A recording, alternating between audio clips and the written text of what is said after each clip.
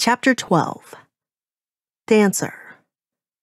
The Kajilin were not difficult to track.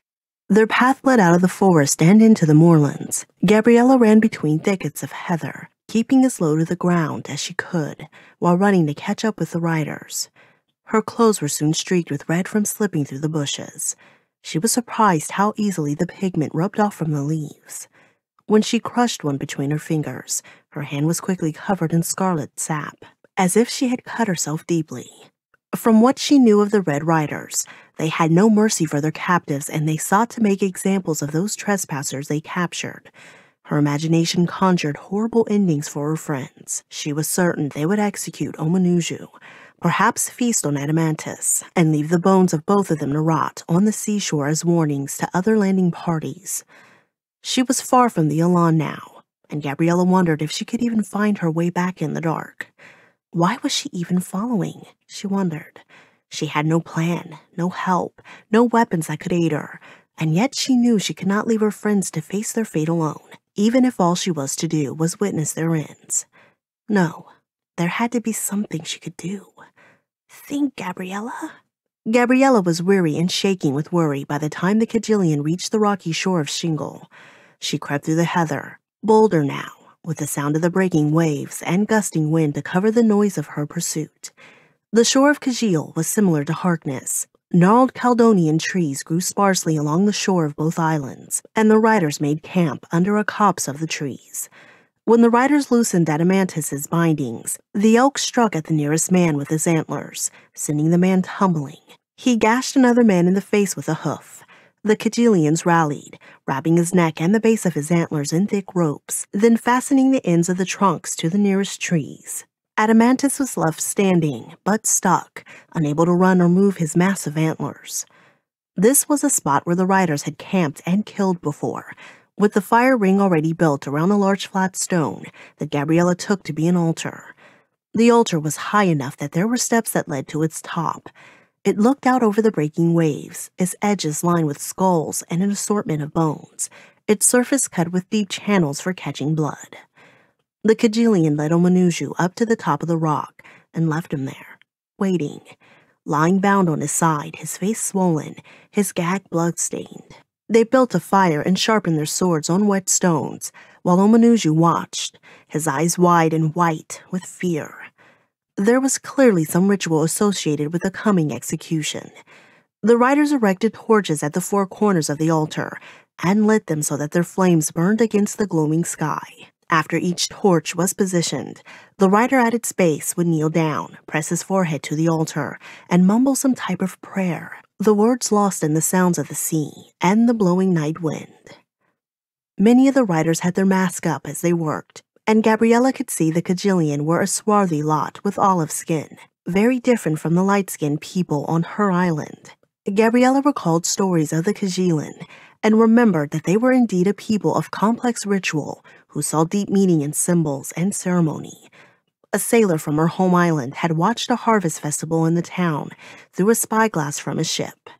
He saw maidens, their bodies covered in the red dye of the Moors, who danced all night around offering fires. The Kajilin men and women chanted in unison. Gabriella wondered if the Kajilin worshipped their ancestors, or did they pray to the same gods the Harkonites worshipped, or were their precious dyes their gods? She looked down at the oily red substance on her legs and arms. It had a buttery smell and spread easily on her skin. If nothing else, the Kajilin held ritual dance in high regard like the people of her island. Gabriella crushed more leaves between her palms and felt the stirrings of a plan. The camp was ablaze with light from the torches and the roaring fire. The Kajilin had fashioned a spit over the fire for Adamantus. The elk was still tied between the trees, and although he strained against his bindings, the ropes were strong and had not given way. Omanuju remained where he had been left, and had been otherwise ignored, although the riders had attended to the offering space around him, laying down clay pots and bowls at the edge of the great flat rock in order to catch his blood. The blades had been sharpened and were waiting next to the bowls and pots, their edges catching the yellow shine from the fires. Gabriella crouched in the bushes, rubbing her skin with a red stain, her nose overwhelmed with the smell of the sap. She was worried that the sweat dripping from her brow would ruin the extemporaneous guise she had fashioned. She swallowed hard. Her plan had only two outcomes, and one meant death for all three of them. But what other choice did she have? As she stepped out of the bushes, she recalled that moment at the summoning just days before, when all her thoughts had rushed out of her own personality suppressed under something greater. The gods or the dead, whatever it had been, would not have taken possession of her, would not have prophesied through her if there was not a greater purpose to be fulfilled. A divine purpose, she reminded herself as she walked down the beach into the firelight. She had conducted an inventory of all that she had. It was not much, but she was not without resources. The gods had seen to that. As fair as she was, Gabriella could have stood out as a foreigner, but the oil of the heather was her disguise, and she hoped their salvation. Her body was uniformly red, casting her in the role of a harvest dancer. She had done more than simply paint herself. As unused to it as she was, she knew her body had the emerging curves of a woman. Her hips and her breast had grown in the past months. She felt like a child still, an imposter trying to fill the role of seductress. Her breasts too small, her hips too narrow. But she was a maiden, and perhaps that would be enough. She had disrobed as much as she had dared. She had removed her shirt and tied it in a band around her breast that left her shoulders and midriff bare. She had rolled her undergarments up to her waist, exposing her hips and buttocks. She felt like a fool. But from what she knew of men, even at her young age of 14, she knew it did not take much to distract them. With the pigment covering her body in the growing darkness, she prayed she would prove enticing enough. Gabriella had one last asset dangling between her breasts, the whistle. It was likely least among her resources, but she was determined to use everything at her disposal. Its piercing sound was an otherworldly tone that would serve her now as the chord to strike upon her entrance. It was time. The tide was out and the breakers were crashing far out to sea, revealing a shore covered in pools and puddles rifled by wind. It was an empty wasteland with no place to hide. The wind gusts fanned the flames of the fires, carrying the Kajilans' voice and their strange tongue on the air. They waited in a halo of light, outside of which was thick darkness barely diluted by the silver of moon. A moon that was waxing. Time was slipping past for Omanuju, for Adamantus, and for the journey's prophecy to come true. With one last prayer to the gods and her faith in forces beyond herself, Gabriella stepped into the half-light, lifted the whistle to her lips, and blew. The sound was as she remembered it, piercing, overriding, and pure. It startled the horses who twisted at their restraints, some of them pulling free and galloping down the beach. 3 Kajilan ran after in pursuit, but the rest stood stock still, arrested by the sight of her. Gabriella paused in their midst, a vermilion phantom having materialized out of the darkness. Her body, her clothes, even her hair was stained the color of roses, of wine, even blood. Whether they took her for one of their own or an apparition, it mattered not. Gabriella knew the spell would only last so long. To prolong it, she had to perform. Gabriella leapt forward to the fire, dipped her head down, and whipped her hair upwards in a fury. She channeled the motion of all the dancers she had ever seen throughout her life at carnivals, festivals, and summonings. It was her wildest hope that perhaps one of the gods would take possession of her again, guiding her steps and inspiring her movements. But feeling very much herself, she was forced to press onward with a dance of her own invention. She was by turns sensual, then coy, aggressive, then retreating, a crimson temptress. Whether it was simply the surprise of her appearance or her glistening body, Gabriella held the Kajilan captive. Some of them even clapped as she twirled herself around close to the fire. She could not understand the words they were shouting, but their intent was clear enough. Their own hoots and whoops of approval ringing out with each provocative move she made, every suggestive gesture she performed. She felt a rush throughout her body that was in part horror of self-consciousness and in part the frisson of freedom, as if breaking off shackles that had held her for a lifetime. She was nearly naked, her flesh exposed, yet for a bit longer she felt protected by something sacrosanct. The protocol of ceremony, the spellbinding power of lust. Perhaps the gods were looking out for her after all. But her time was running short. Gabriella had to press what advantage she had while she still held it. She moved close to one Kajilin who was seated on a rock and made a theatric reaching motion towards his waist. The other men laughed while he shifted his feet. She made the motion again, her fingers drawing closer to his belt and pointing downward. He wiped his brow and licked his lips as she went down on one knee and slowly reached for the pommel of his sword. Now the men laughed even louder. The seated Kajilin's face flushed with embarrassment at his own salacious thoughts. Relieved and somewhat abashed, he drew his sword and held out the handle to her, a prop for her dance. Gabriella did not take the weapon immediately. Instead, she made exaggerated expressions of awe fawning over it, moving her hands along the length of it, not unlike the way she had seen sword sellers do when hawking their wares. She touched her fingers to the blade and pantomimed injuring her hand. This produced hearty guffaws in her audience. Now she knew she had them. She spun away from the seated Kajilin, only to swing herself back and grab the sword. He released it smiling, pleased with himself, his benevolence, and the role he was playing in the show. The sword was heavy in Gabriella's arms, and she had to rein in her movements and shorten her swings so that she did not trip or fall as she danced with the added weight. But the spirit of the moment was still strong in her, and soon Gabriella moved with the sword as if it were an extension of her own body. She fought invisible foes using forceful strikes and grandiose parries. She even made a show of challenging some of the men, leaping towards them, shaking the blade and crying out with a sharp yelp.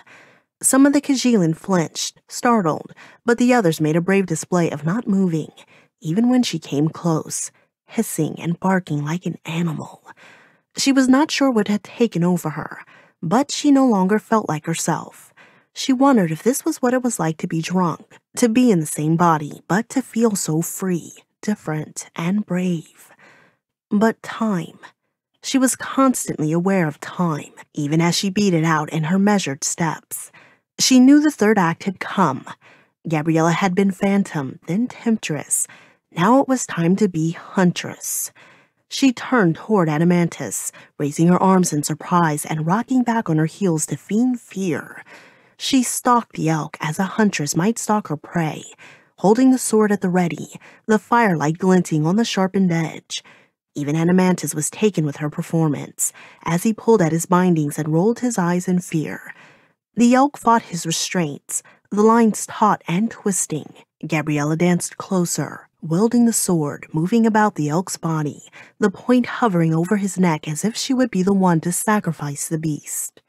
The Kajilin were silent now, unsure of what was about to unfold. Time was fluid in that last moment, bending and stretching so that the span of a heartbeat felt to last an eternity in which Gabriella was acutely aware of her surroundings, her body, and the encroaching danger and the spell about to be broken. She heard a wave break out in the darkness, the torches snarling in the wind, and the rocky shingle shifting under her feet. She was aware of her own flagging strength, the exhilaration that had steeled her against the cold, the rocky ground. The heavy sword was fading, draining from her. Her toes were numb, and the soles of her feet painful. Her palms were slick with sweat, making the sword handle feel as if it was covered in cooking oil. Goose flesh formed on her skin, and the red she had painted on herself felt as if it were smearing, fading with each sweep of her arms. She was no longer brave. She felt scared, sick, exposed, foolish as she swung the blade downward with a sudden cry. The spell protecting her all but ended. But the blade struck true and sliced through the line holding Adamantus, and a new protector loomed over her. His head now free, Adamantus easily snapped the second line with his antlers and reared up on his hind legs. The Kajilin, dumbstruck at the trickery that had befallen them, stared, their eyes lidless. Gabriella did not wait. She charged across the shingle and up onto the sacrificial stone where she cut Omanuju's bindings with the sword. She could see the marks from the abuse by his captors, the pool of blood beneath his head, but he moved quickly to free himself of the ropes and clambered to his feet. Adamantus wasted no time charging the Kajilin, swinging his antlers, lifting men up into the air and flinging them end over end. Their adversaries called to each other, waving back those that had fled after the startled horses. Adamantus charged again, and after scattering the men, he turned and galloped to Gabriella and Omanuju. There was no hope in fighting, only escape. Omanuju leapt upon Adamantus's back and pulled Gabriella up before him. The elk splashed briefly through the surf before turning and galloping across the moorland towards the forest and the Elan. The only illumination came from the thin as a blade moon, but it was enough for the elk who carried them over rises and ridge lines without giving ground to the Kajilin now in pursuit. Their horses were not nearly as sure-footed in the dark. Gabriella heard a few whinny and tumble, tossing their riders who rolled into the heather with grunts and gasps. By the time Adamantus reached the forest, they had a lead. They needed it, for the path through the woods proved harder to find, slowing the elk. The Kajilin now had the advantage, for they knew the forest trails well. Soon, they could be heard crashing through the underbrush. Adamantus was panicking, rearing and hissing through his nostrils while the riders gained ground. The elk dashed down the trail, only to find their path blocked by a sheer cliff. Gabriella knew they had to be close to the Elan. Even in the dark, she could make out the ridge where they had found the waterfall. "Easy, old friend." Omanuju patted Adamantus's neck. The elk settled and turned downhill, and then found a path out of the woods and into a meadow cast white in the moonlight. Adamantus heaved himself up the incline like a goat, Gabriella nearly falling if not for Omanuju's firm grip. She could feel the elk's heart beating between her legs. Flecks of foam spun out of his mouth. An arrow whistled past their heads and embedded itself in a tree with a thunk. The woods were alive, with the sound of creatures fleeing just ahead of them, and birds disturbed from their sleep flapping into the air above them. They came to the clearing with the traps. This time, the elk skirted them by inches. Curtains of moss hanging from the trees passed over them, and branches slapped painfully at their faces. But after hurtling through a few more bushes and over logs, they burst into the clearing with the waterfall where the Elan waited. Flames flickered in the lanterns that hung on the fore and aft posts. As they splashed through the stream and galloped beside the pool, a familiar figure appeared at the railing. "Well, about time you—" Gade's words were cut off as an arrow flew out of the darkness and lodged into the port rail. He yanked it out, one hand curled into a fist, the other brushing the damaged railing. "Gade, ready the ship to fly," Omanuju cried. But Gade had already fled from the rail and was swinging across the deck on the same line that opened the paneled sails. They bloomed in the moonlight, and Gabriella thought she had never seen such a welcome sight. As the elk slowed at the bottom of the gangway, she slid off his back to run and untie the mooring line. The riders had closed the distance, their white masks flying up the hill like vengeful spirits. They fired barrages of arrows at their fleeing captives. Gabriella cursed, realizing her miscalculation. She could not reach the gangway without exposing herself to the deadly arrows. The Elan was already rising. Omanuju waited at the top of the gangway for her. She waved him away.